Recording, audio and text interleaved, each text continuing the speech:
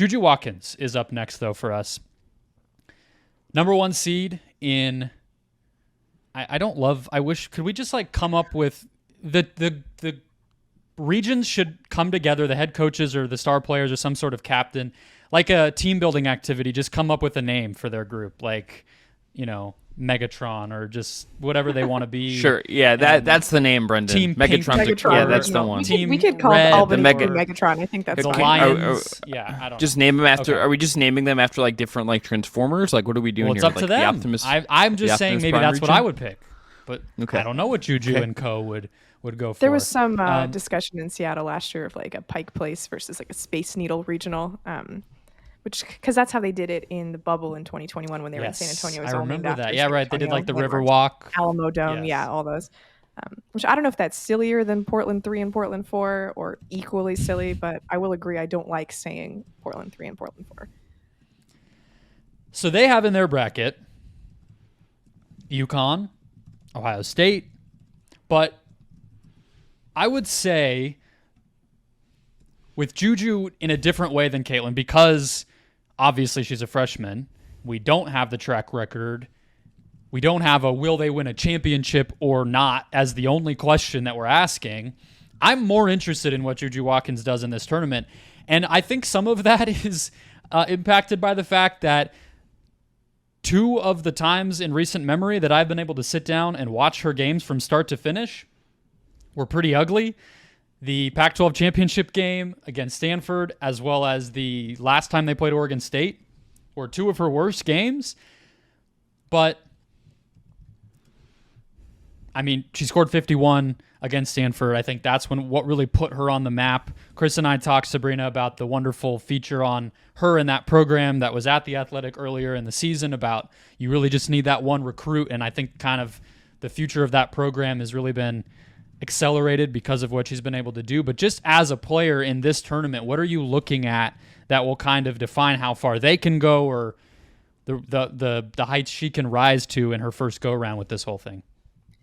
Yeah, I think what's so cool about JuJu is that even as a freshman, she is so capable of playing at her own pace. I think we saw it from the very beginning when they played Ohio State on opening day, preview of potential Elite Eight game. But Ohio State has this very disruptive press and they speed opponents up and they just, completely throw off the rhythm of a game. And JuJu had just zero difficulty with it, right? She was able to see over the top of it, still conduct herself completely balanced in the half court, gets to the line a ton. I think she averaged 2.5 more free throws per game than any other player in the Pac-12 this season, which is wild to think about because there's so many great bigs in the Pac-12. So I'm just interested to see if she continues to establish her own tempo, establish her own pace within these games because, we saw it in the Pac-12 championship game against Stanford, like you mentioned. It was an ugly game for JuJu, but that's because Stanford entirely sold out on her. And why wouldn't you when you are going up against the player who scored 51 points against you the last time out, right? So it was 5 sets of eyes on JuJu at all times, and that required everybody else to step up, right? And essentially play 4-on-4 in the half court and sometimes even at a man advantage because there was so much attention on JuJu. So I'm curious if the game plan stays that way, if everybody still tries to lock in on JuJu, or if they play it, more balanced like we saw for most of the regular season where JuJu still had an opportunity to get up 26, 27 shots on any given day. I'm curious if her ability to get to the line still holds up because, when she gets to the line, that's when you're in trouble, right? Because she's so good at finishing through contact. She puts your defenders in foul trouble and she's an awesome foul shooter too. So those are the main things I have an eye on because, this is a team that individually, they all have a lot of experience that they're all separate stops other than JuJu, who's obviously a freshman, but has been in the limelight for such a long time. She's signed with Clutch. She went to the fanciest private school in Los Angeles and was friends with Bronny James. So the stage isn't necessarily new to any of them, but they haven't done this together. So I do think that it's going to rely on JuJu being exceptional to, show out and live up to that 1 seed line. Well, and if we're thinking about, I think, who could take the baton from who's going to be the most popular player in the country in women's college basketball next year.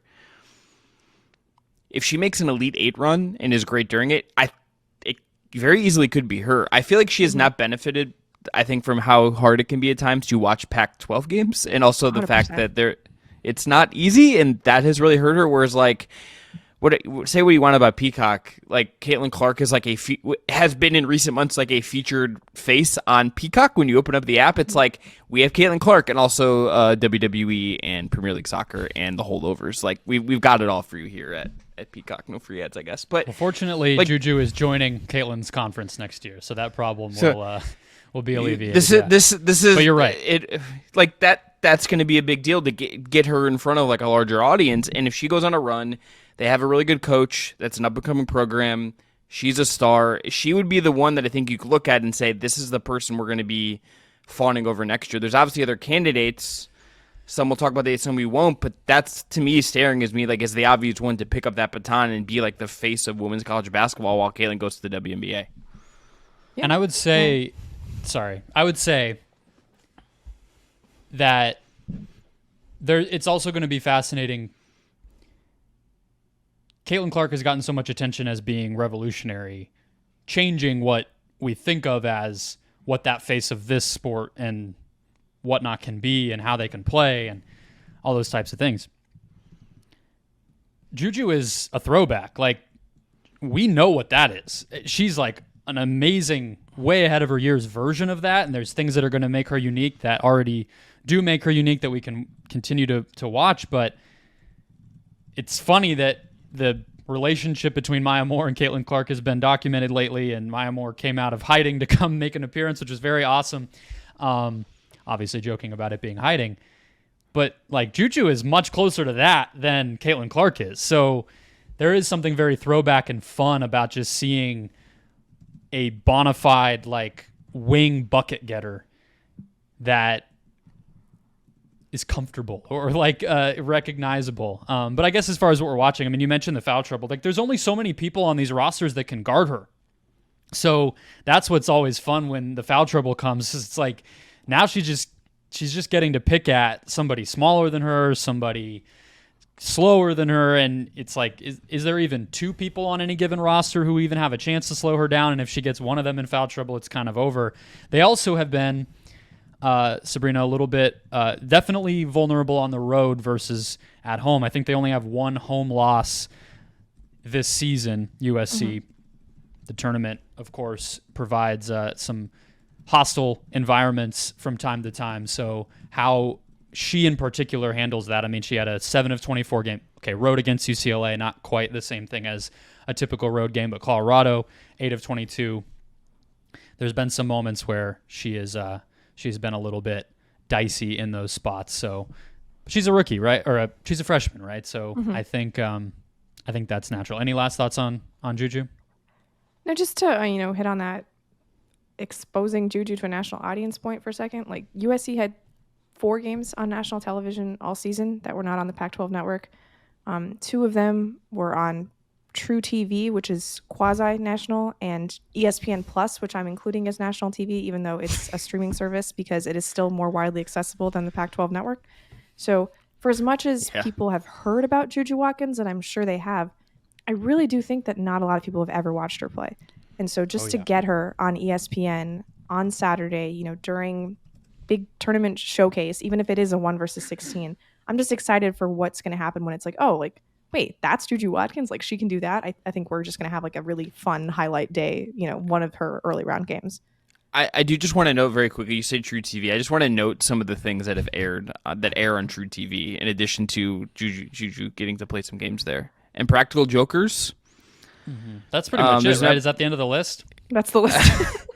You got, like, in some of the episodes, Anthony Davis will apparently be on one of these episodes. Post Malone, John Mayer. Actually, as I'm scrolling through this, it's the only 2 things I'm seeing besides NCAA tournament women's basketball and college basketball are Impractical Jokers and True TV Presents, World's Dumbest. That's all I'm seeing. So that's like, they're simulcasting NBA on TNT stuff too lately. They're trying to make that a sports channel, which is part of why they threw some Pac-12 on there, but not exactly. There's no alignment. There's not some American Dad at like 3 a.m. if that's your jam. So really great stuff from the NCAA and women's basketball there. Really cool. But you're absolutely right, Sabrina, because it's going to be the first opportunity I think a lot of people have. It's also this cool thing though, where partially because of the LeBron connection, partially because of the Southern California, LA of it all, real ones know already, right? Like there is going to be that kind of support for her if she has a big game where NBA guys, WNBA players, it's going to be buzzing on social media in a way already. And so, I mean, like you're kind of saying, if she actually follows up some of this hype with some awesome performances, like this is really a star-making opportunity, I think, even bigger than she already is.